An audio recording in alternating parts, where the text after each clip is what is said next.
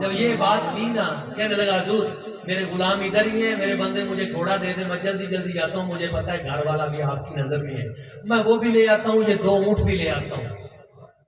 میرے سرکار نے فرمایا چھوڑو مال کو، سبحان اللہ، اب ہے رحمت مصطفیٰ، جب کوئی پکارے تو اس وقت ہے النبی الملاحم، اب دشمن قدموں میں آ جائے اب ہے رحمت مصطفیٰ۔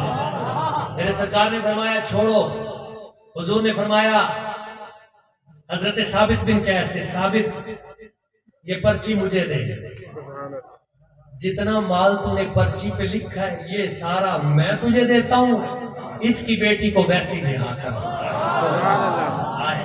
رحمت اس کو ویسی چھوڑ دو۔ اور حضور نے فرمایا اپنا یہ مال بھی اٹھا لو، یہ غلام بھی اٹھا لو، یہ بکریاں بھیڑے یہ بھی، وہ جو 2 اونٹ ادھر باندھ کے آئے وہ بھی لے جا، جو گھر ہے وہ بھی لے جا، جو ادھر لے کے آئے یہ بھی لے جا، اپنی بیٹی کو بھی ساتھ لے جا۔ اچھا اب اس نے اپنی بیٹی کو لیا، حضور کا شکریہ ادا کیا، اپنے غلاموں سے کہا بھئی مال اٹھاؤ، حضور نے بڑی مہربانی فرما دی، کرم کر دیا۔ اپنی صاحبزادی کو لے کے جب مسجد نبوی شریف کے گیٹ پہ پہنچا نا، اب یہ بات اس سے بھی دلچسپ ہے، لطف والی ہے، ایمان تازہ کر دیتی ہے۔ گیٹ پہ جب پہنچا نا تو وہ جو ان کی صاحبزادی تھی نا جناب برہ، بیٹی نے اپنے باپ کے دامن کو پکڑا اور کہنے لگی ابا جی آپ کا رستہ ہے وہ، آپ جائیں ادھر، انی اختار اللہ و رسولہ، میں نے اللہ اور اس کے رسول کو اختیار کر لیا، میں نہیں جاؤں گی، میں ادھر مسجد نبوی شریف میں حضور کی خادمہ بن کے رہوں گی، میں تیرے ساتھ جانا پسند نہیں کرتی۔ اگر تمہارے قبیلے میں دشمن کی کوئی بیٹی آ جاتی تم اس کا کیا حشر کرتے؟ حضور کے غلاموں نے بھی مجھے عزت دی ہے اور سرکار نے اتنی کرم نوازی فرمائی ہے، میری قیمت بھی اپنی جیب سے عطا کر دی اور تمہارا جو مال تھا وہ بھی حضور نے ویسے ہی واپس کر دی۔ نعرہ تکبیر، نعرہ رسالت، نعرہ رسالت، تاجدار ختم نبوت، تاجدار ختم نبوت، عطائے مصطفیٰ، عطائے مصطفیٰ۔ اچھا جب وہ بیٹی واپس پلٹی نا، واپس موڑی، اس نے کہا بھائی میں نے آپ کے ساتھ نہیں جانا، بس میں نے دیکھ لیا ہے۔ جب سرکار کی بارگاہ اقدس میں واپس آئی تو وہ جو باپ تھا نا اب اس کو بھی سمجھ آ گئی، وہ بھی واپس پلٹا۔ سبحان اللہ، پہلے کچھ اور تھا، جب واپس پلٹا تو حضرت حارث بن ابی زرار رضی اللہ تعالیٰ عنہ ہو گئے، کیا بات ہی حضور کے قدموں میں، یا رسول اللہ یا حبیب اللہ آقا، یہ میری صاحبزادی، ان کے قلب میں جو آپ نے ایمان کی شمع روشن کی ہے، نگاہ کرم کر کے مجھے بھی کلمہ طیبہ پڑھا۔ سبحان اللہ، میرے سرکار نے انہیں کلمہ طیبہ پڑھایا۔ کلمہ طیبہ پڑھنے کے بعد حضور نے فرمایا اب تم جاؤ، اب تم مسلمان ہو چکے ہو، ایمان کی دولت بھی مل گئی ہے، اب جاؤ۔ کیا بات، وہ کہنے لگے حضور میں تو چلا جاتا ہوں پر میری بیٹی نہیں جائے گی، سبحان اللہ، مجھے پتا ہے یہ واپس نہیں جائے گی۔ حضور نے فرمایا اچھا تم چاہتے کیا ہو؟ عرض کی حضور آپ نے اتنی بڑی کرم نوازی کر دی، سبحان اللہ، ایک مہربانی اور کر دے۔ کیا بات، میں کیا چاہتے ہو؟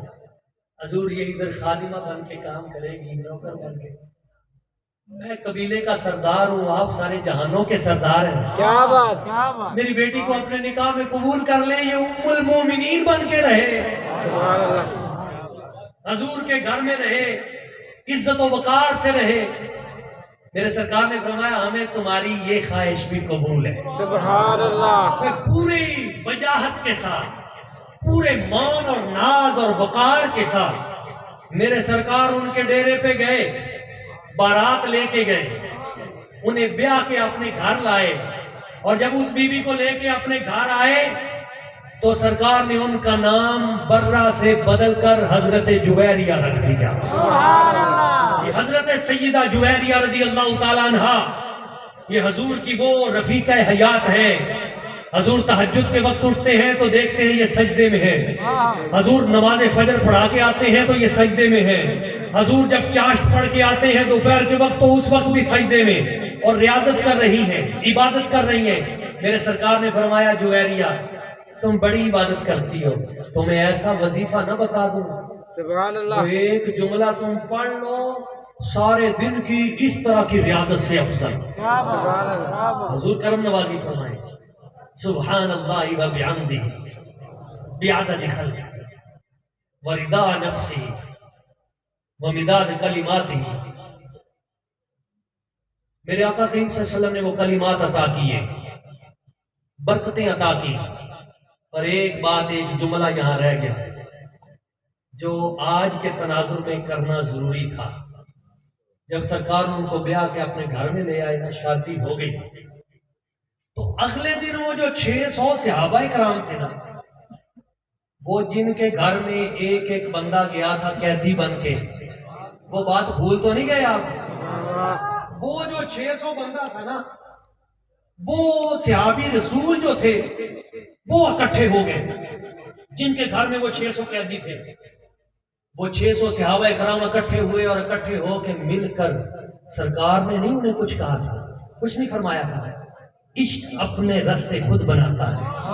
اکٹھے ہو کے انہوں نے میٹنگ کی اور مل کے کہنے لگے یارو پہلے بات اور تھی اب بات اور ہے. سبحان اللہ کیسے؟ کہا پہلے تھے جنگی قیدی، دشمن کے قیدی تھے، پکڑ کے لائے تھے، کام کرواتے تھے، جانوروں کا چارہ ان سے کٹوا کے گھر میں لاتے تھے. پر یارو کل سے حضور کی شادی ہو گئی ہے ادھر، سبحان اللہ اب وہ حضور کے سسرالی ہیں. پنجابی میں ہم کہتے ہیں حضور دے سورے نے، یعنی حضور کی شادی ادھر ہو گئی ہے. اب وہ حضور کے اس اعتبار سے سسرالی رشتہ دار ہیں. اب ہم ان سے کام کرواتے ہیں، اچھے لگتے ہیں؟ نہیں کروائیں گے. 600 کے 600 صحابہ نے متفقہ فیصلہ کیا کہ سب کو آج ہی آزاد کرتے ہیں. سب نے وہ 600 قیدی آزاد بھی کر دیے اور ان کی بکریاں بھیڑیں یہ بھی ان کو واپس کر دیں. کس وجہ سے؟ مصطفیٰ کی ایک نسبت کی وجہ سے. نعرہ تکبیر، نعرہ رسالہ، ہر صحابی نبی، ہر صحابی نبی. آج یہ نعرہ لگانا بڑا ضروری ہے، فتنوں کا دور ہے. آج کہتے ہیں صحابہ اکرام کے دل میں معاذ اللہ ثم معاذ اللہ اس طرح کی بات تھی، اور جن کے اندر مصطفیٰ کریم کی عزت و ناموس کی اتنی حیا ہو کہ حضور نے ابھی فرمایا بھی نہیں اور خود اس نسبت کا خیال رکھتے ہوئے 600 غلام آزاد کر دیں. تم اپنی باتیں لیے پھرتے ہو. رب کعبہ کی قسم مصطفیٰ کریم حضور کے صحابہ جیسا کائنات میں کوئی عاشق پیدا. ہر صحابی نبی، سارے ہاتھ کھڑا کر کے جواب دو. ہر صحابی نبی، ہر صحابی نبی، ہر صحابی نبی.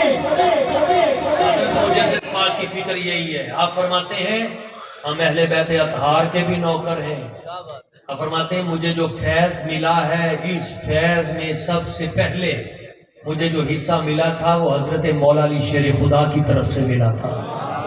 ہاں ہم مولا علی شیر خدا کو بھی مانتے ہیں، ہم سیدنا صدیق اکبر کو بھی مانتے ہیں، لیکن یہ بتانا ضروری تھا کہ جو فکر مجدد ہے وہ فکر مجدد خواہ امام احمد رضا خان بریلوی ہوں، خواہ حضرت شیخ عبدالحق محدث دہلوی ہوں، خواہ حضرت جناب حضور داتا گنج بخش علی حجویری ہوں، پوری کائنات میں جتنے کامل اولیاء ہوں یا 14 صدیوں کے مجدد ہوں، سب کا ایک ہی متفق کا فیصلہ ہے افضل البشر بعد الانبیاء ہوا ابو بکر